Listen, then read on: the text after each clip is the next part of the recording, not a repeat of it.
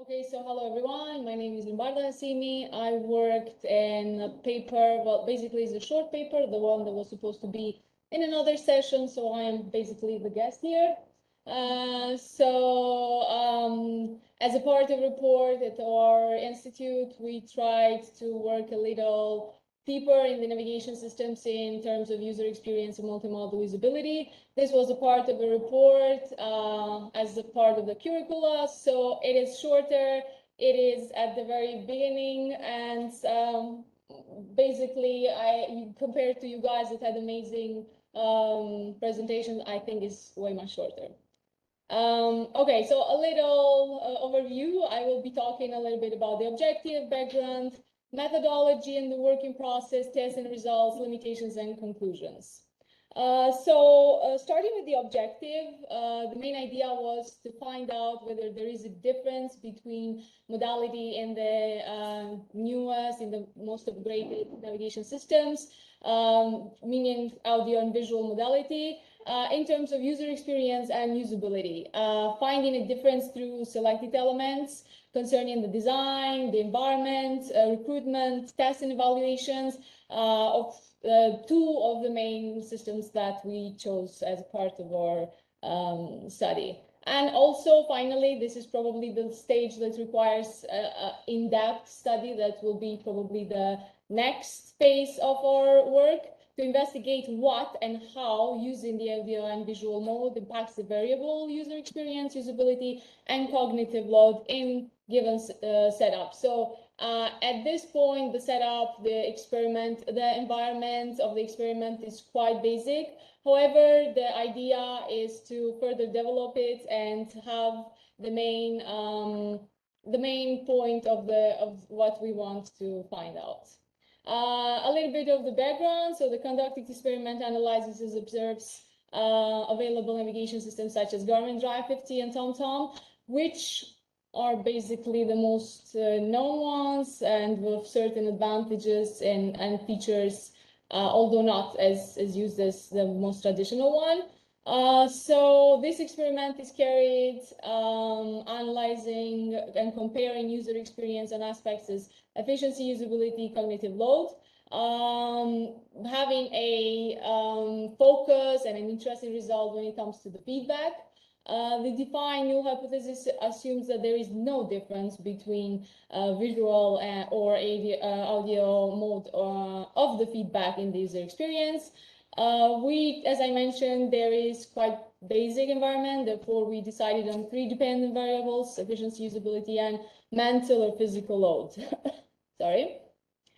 The main variable, user experience, participants' profiles, was considering different factors. So we went thoroughly on having a profile that takes into consideration the experience, the before experience, the previous experience, sorry, of the user, if they have some background in IT or I don't know, in any different kind of, something related to navigation systems, if they have any kind of disadvantage or impairment, but limited to visual one, right? Visual and hearing one, and having the environment of the experiment consisting of a few stages. So basically, the first stage was informing the people, the participants regarding the overall task, the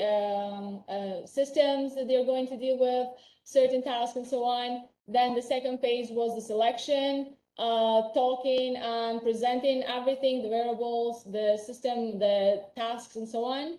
The task itself, and the final stage, the post-activity questionnaire.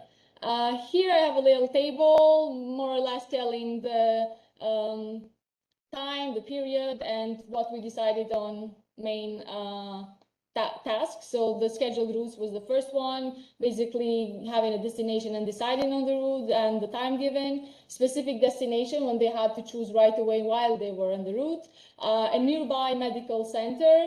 And after this, there was a 45 minutes for the post activity questionnaire, which was actually a wrap-up of everything they've been doing and how long it took. But approximately the time, as you can see in the tables, took for each participant this.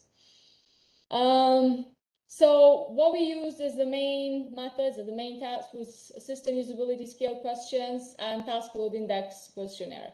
For the system usability scale questions, we try to go ahead and adapt to some certain questions and some certain points that were more important, considered more important for our case. Although this can go to much higher, I think the adaptation in this case is up to 9 questions, and of course, depending on the setup, it can be different.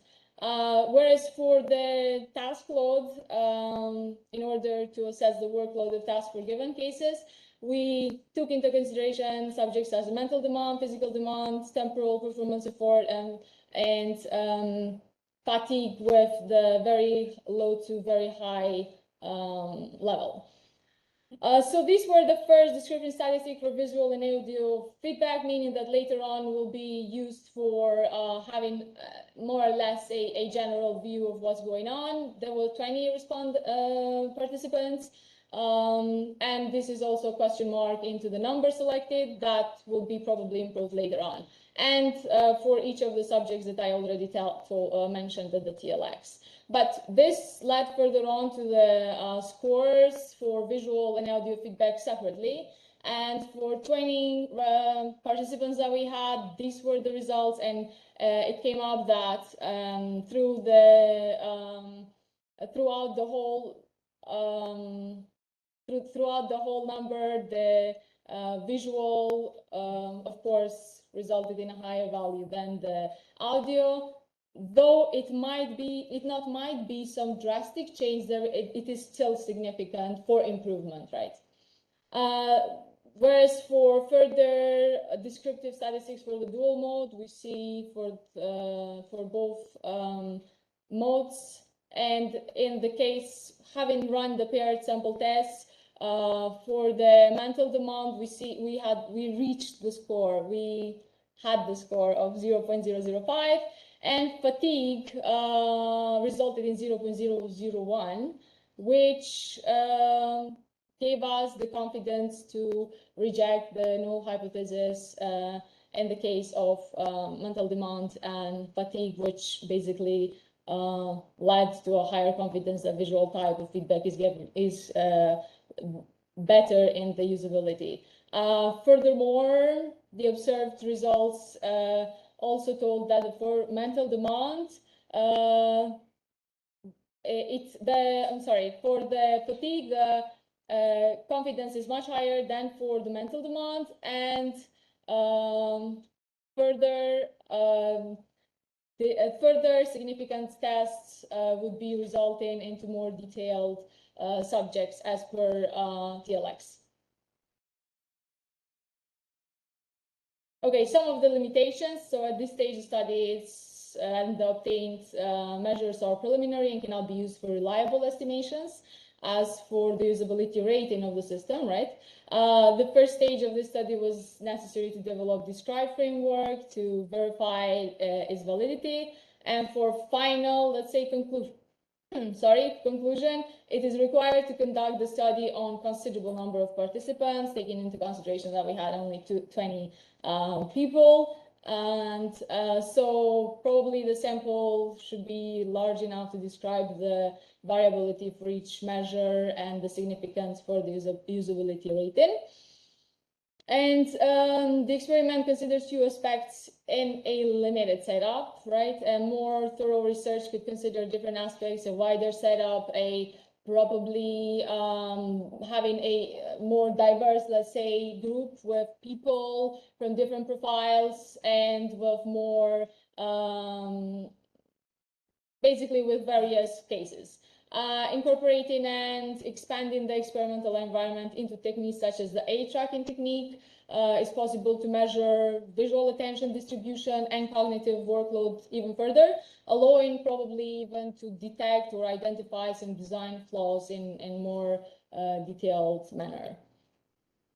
So as a summary, the main goal was to find whether there is a difference in user experience and system usability in case of audio and visual feedback for the new navigation systems, investigate how it impacts the variable user experience, usability, and cognitive load, present a difference in user experience and task cognitive load.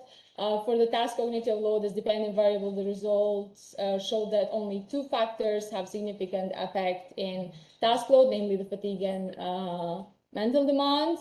And as drawn up from the whole work, it's the audio type feedback requires more mental demand and causes more tiredness to the users than the visual one.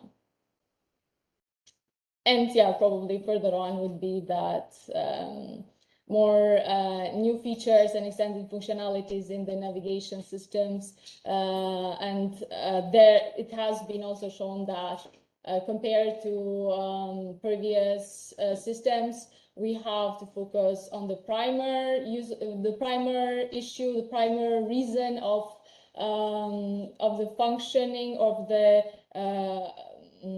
system itself, rather than having attention to have more features upgraded, and probably lean a little out from the very primer activity.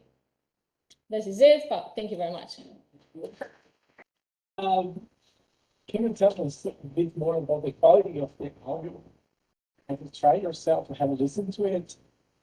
Because sometimes the problem is when the person, but when the audio quality, sometimes you cannot even understand the same, right? Mm-hmm. Then, so can you tell me? The quality, considering that these were the most upgraded levels, so depends if like what we're comparing it to. So if we compare to the previous versions, of course, it was the highest quality. But the thing is how much analysis, was it okay, right? Yeah. Before running the whole thing, there was test runs to see, and there was the simulations that are actually available online from the providers themselves, and you can actually even have access online for all the details and the numbers regarding it. And can you give us some example of mental demand? In the case of, so for example, when you're having the visual map and the audio, sometimes it happens to have a crash of what is called the mental interference, right? Mm-hmm. And this probably is the most important thing to develop or to research further.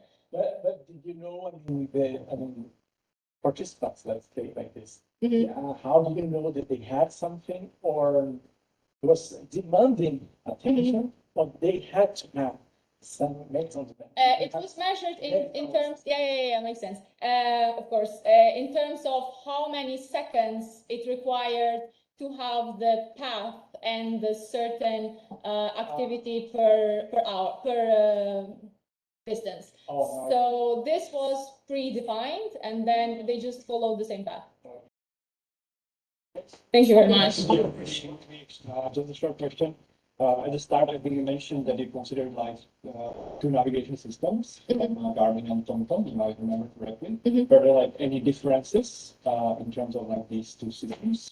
I think there are a lot of differences in terms of how they upgraded their own versions, but if you take it into consideration the primer function, then I think there's no much difference. Okay, thank you. That's my opinion. Thank you.